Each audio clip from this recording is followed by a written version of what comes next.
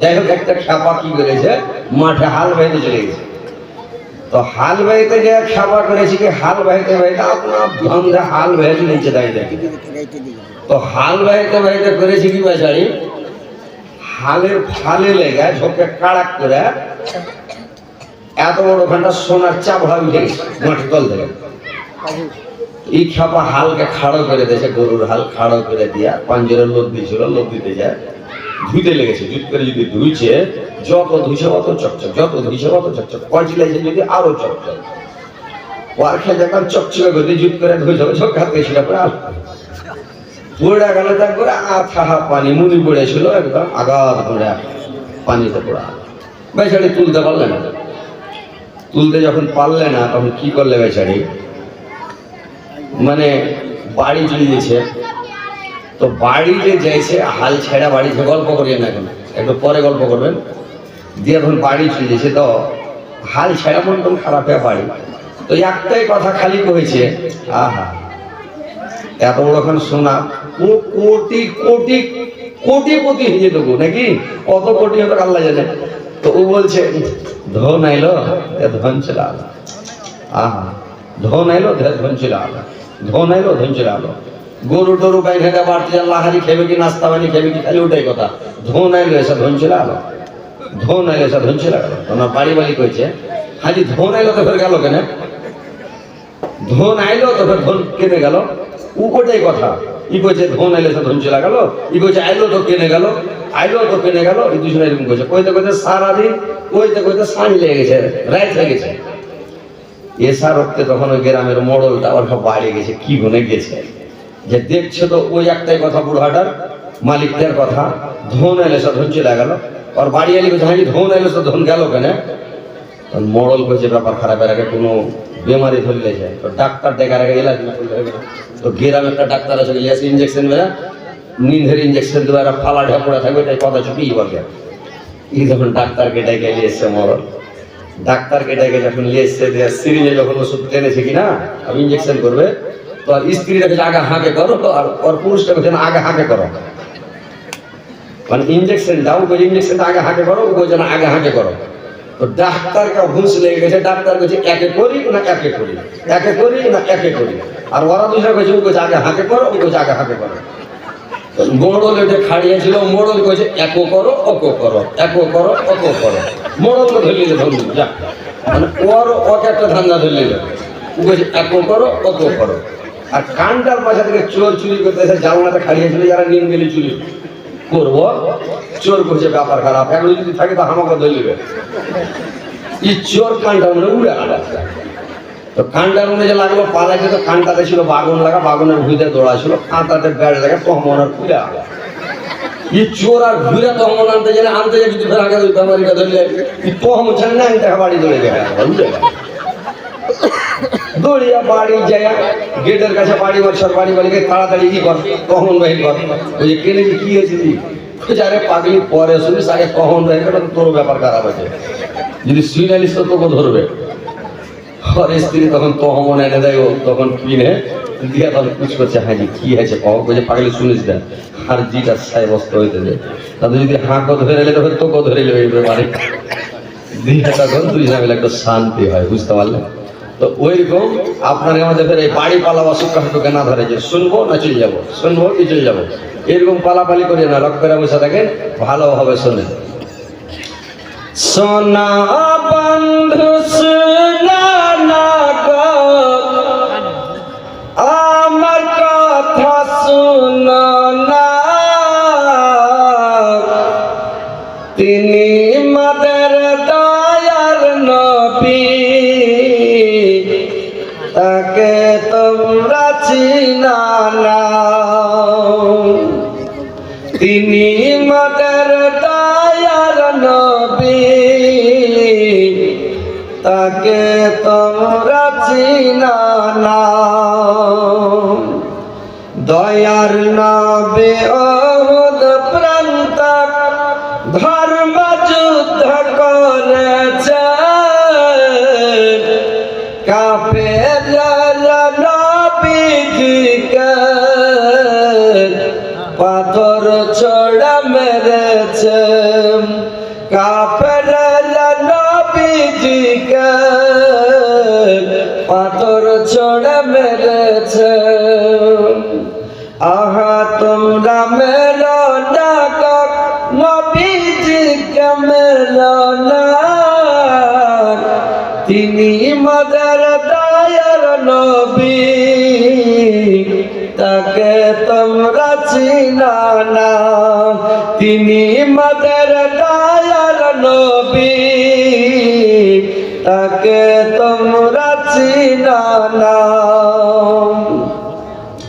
দয়ার নবী বনে বনে, দয়ার নবী বনে বনে চলাইতেন ছাগল।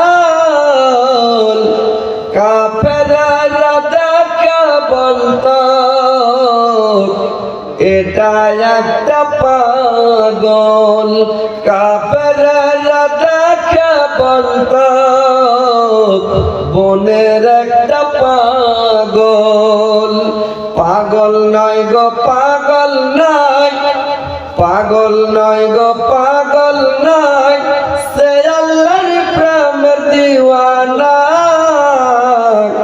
তিনি মদের দয়ার নবী, তাকে তোমরা চিনো না। তিনি মদের দয়ার নবী, তাকে তোমরা চিনো না।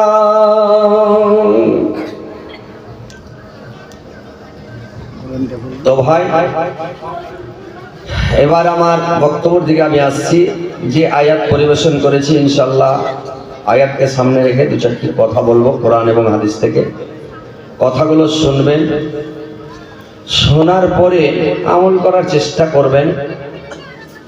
জানার নাম দিন নয় ভাই, মানার নাম হচ্ছে দিন। আপনারা গাড়ি হাদিস জানেন কিন্তু আমল করছেন না, জেনে কোনো লাভ নাই ভাই।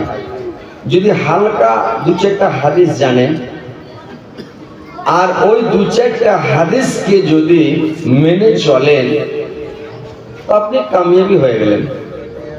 বেশি হাদিস জানার দরকার নাই, ফতোয়াবাজি করার দরকার নাই। পাবলিক আপনারা মুফতি বনে গেলে হবে না। এটা হলো কিয়ামতের নিশানা। যখন পাবলিক মুফতি হয়ে যাবে, পাবলিকে যখন ফতোয়া দিবে, তো কিয়ামতের নিশানি। কিয়ামত যখন নিকটবর্তী হয়ে যাবে, আলেম বসে থাকবে, পাবলিকে ফতোয়া দিবে। বুঝতে পারছেন? তো এই জন্য ফতোয়া দেওয়ার দরকার নেই, আর বেশি ফতোয়া জানারও দরকার নাই। যা শুনবেন কানে লোড করে রাখেন, আমল করেন বেশি করে করে। শুনেন কম, আমল করেন বেশি করে। নামাজ 5 ওয়াক্ত পড়েন, রোজা রাখেন, অর্থ থাকলে হজ করেন, যাকাত দেন। যদি অর্থ না থাকে তাসবিহ পড়েন, জিকির করেন, আল্লাহকে বেশি বেশি করে স্মরণ করেন। আযকুরুল্লাহ যিকরান কাসীরান। আল্লাহ অন্য জায়গায় কোরআনে বলছেন, তোমরা আল্লাহকে বেশি বেশি করে, অধিক পরিমাণে স্মরণ করো। আল্লাহকে বেশি বেশি করে ডাকো, সব সময় ডাকো আল্লাহকে। সব সময় তাসবিহ পড়ো, সব সময় জিকির করো, আল্লাহকে ডাকো। আল্লাহ তোমার ডাকে সাড়া দেবে, আল্লাহ খুশি থাকবে, সন্তুষ্ট থাকবে। বুঝতে পারছেন? আল্লাহকে বেশি স্মরণ করবেন, আপনি ভালো থাকবেন। আল্লাহকে স্মরণ করবেন না, আপনি বরবাদ হয়ে যাবেন। তো যাক, আলহামদুলিল্লাহ, আপনারা হাদিস কোরআন শুনেন কিন্তু আমল বেশি করে করেন। তাসবিহ পড়েন, জিকির করেন, আর নামাজ রোজা সব সময় করেন, তাসবিহ পড়েন, জিকির করেন। এই যে দাড়িগুলো আপনারা কাটছেন ভাই, দাড়ি কাটিয়েন না, দাড়িটিকে ছেড়ে দিন। এটা একটা কথা মনে রাখবেন। 5 ওয়াক্ত নামাজ পড়বেন আর দাড়িটিকে ছেড়ে দেবেন। যারা দাড়ি রাখবে ওর মধ্যম শক্তি থাকবে না ভাই, একবারে শেষ হয়ে যাবে। বুঝতে তো পারবেন না, আপনি বুঝতে পারবেন না, তার মানে আপনি জানছেন যে এরকমই লাগছে আমার মধ্যম শক্তি। কিন্তু না, দাড়িওয়ালা লোকের মুখে শুনিয়েন গল্প একটা, বসেন, যারা বড় বড় দাড়ি রেখেছে ওর মুখে গল্প শুনে তারপরে আপনি কেবেন যে কি করেছি, জিন্দগিটা আমার বেকার হয়ে গেছে। যারা দাড়ি পুড়াইছে তাও চিনছে ওর জিন্দগি বেকার আছে। যারা তামুক খেবে, গুল খেবে, এই জর্দা খেবে, হুক্কা খেবে, গুটকা খেবে, তিরাঙ্গা খেবে, জর্দা খেবে, এদেরও মধ্যম শক্তি শেষ। এগুলো হারাম কেন বলা হয়েছে? আল্লাহ নবী যেটা নিষেধ করে দিয়েছেন ওটা থেকে বেঁচে থাকতে হবে ভাই। তাহলে এই কথাগুলো মেনে নেন। নামাজটা 5 ওয়াক্ত পড়েন, আগে নামাজ পড়েন, তারপরে অন্য আমলগুলো একটা একটা করে ধাপে ধাপে ধাপে ধাপে আমলগুলো করতে থাকবেন ইনশাআল্লাহ আপনি কামিয়াবি হয়ে যাবেন, জান্নাতবাসী হয়ে যাবেন। আল্লাহ রাসূল বলেছেন, তোমরা দুটা জিনিস থেকে বেঁচে থাকিও, আমি তোমাদের জান্নাতের জামিন হয়ে গেলাম। কি দুটা জিনিস?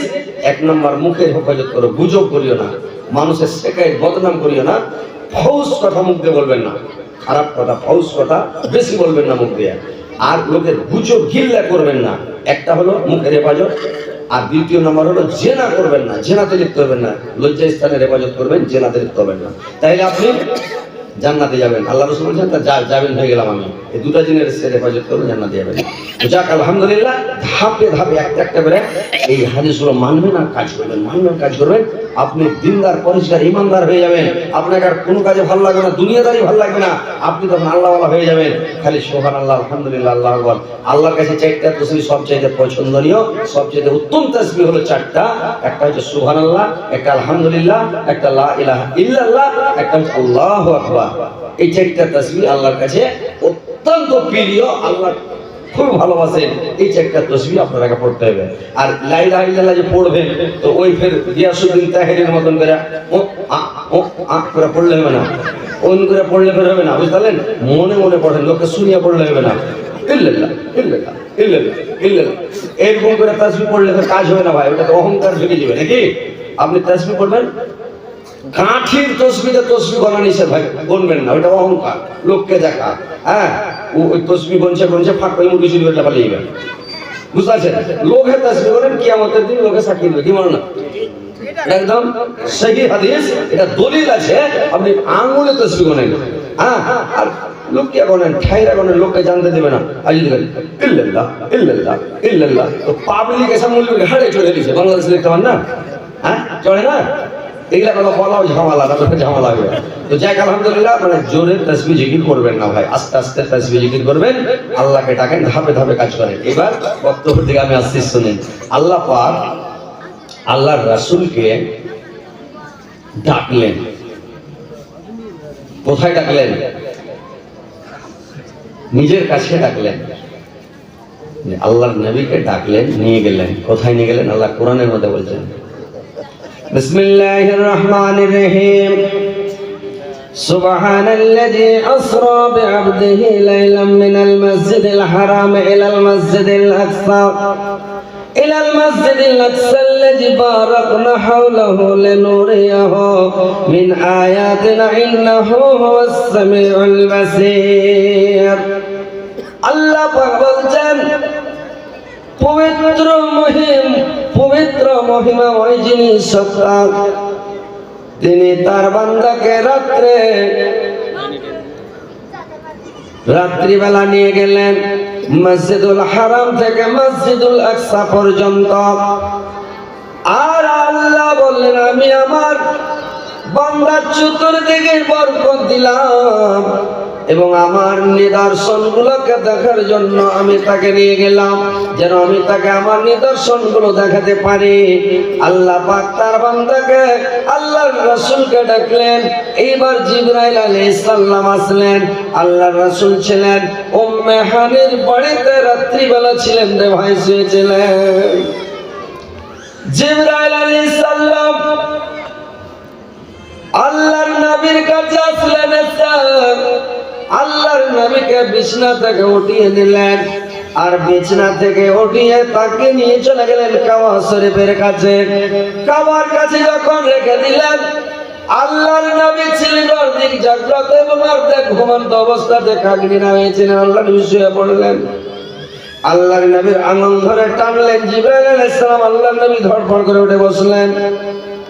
দেখছে একটু দূরে একটা জন্তু, মানে বানা আছে, একটা বর্রাক বানা আছে রে ভাই। ওই বর্রাকটা দেখতে পেলাম, যে বর্রাকটা বানা আছে, আর বর্রাকটা খালি লাফালাফি করছে, খুব কোদাভানা করছে। তো বর্রাকটা কেমন ভাই? যে বর্রাকটা মুখটা মানুষের মুখের মতো, লেজটা ঘোড়ার লেজের মতো, পায়ের খুরগুলো বলদের পায়ের মতো, আর বডিটা একবারে ঘোড়ার মতো, আর এমন হয়েছে রে ভাই, এত দ্রুত এত বেগে ছুটে ঘোড়া, যে ঘোড়াটা যত দূরে নজর পড়বে অত দূরে যায় আবার পা পড়বে, একবারে রাইফেলের গুলির মতো আনসারটা ছুটবে রে ভাই। এত মানে আপনার চোখ ধরা যাবে না জাহাজের থেকে বেশি। জাহাজ কত বেগে চলে, জাহাজ তো দেখতে পাওয়া যায় চলছে মোহাম্মদ, ওই সামনে জাহাজ আছে, সামনে আওয়াজ, আর ও ইয়া থেকে গতি উড়ে গেল, মানে দেখতে উড়ে গেছে, আমি দেখতে পারবো না এত গতি। ওই বোর্রাকটা নিয়ে এসছে, দেখছে বোর্রাক খালি লাফালাফি করছে আল্লাহর নামে শুয়ে আছেন।